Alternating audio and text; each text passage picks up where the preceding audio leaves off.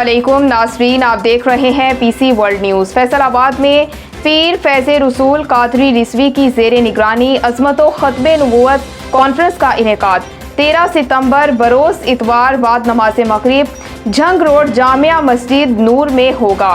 हमारे नुमाइंदा खुसूसी पाकिस्तान गुलाम दस्तगीर की रिपोर्ट के मुताबिक इस अज़मत व ख़त्मे नबूवत कॉन्फ्रेंस के मेहमान खुसूसी हज़रत अलामा मोहम्मद अशरफ शाद होंगे और दीगर मेहमानाने गरामी में अलामा हबीबुल्लाह सियालवी, कदीरुज़्ज़मान, प्रोफेसर अलामा नसीरुद्दीन, प्रोफेसर नजमुद्दीन कारी, मोहम्मद इशफाक, अलामा एहसान सियालवी, अलामा ताहिर हयात, अलामा बारोई, अलामा कारी साबिर शिरकत करेंगे।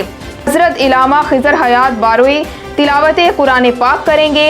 नात ख्वां हाफिज़ मोहम्मद मुआज़ और खिताबात मुफ्ती मोहम्मद बाग़ अली रिज़वी और उस्तादुल उलमा हज़रत सईद कमर सियालवी करेंगे।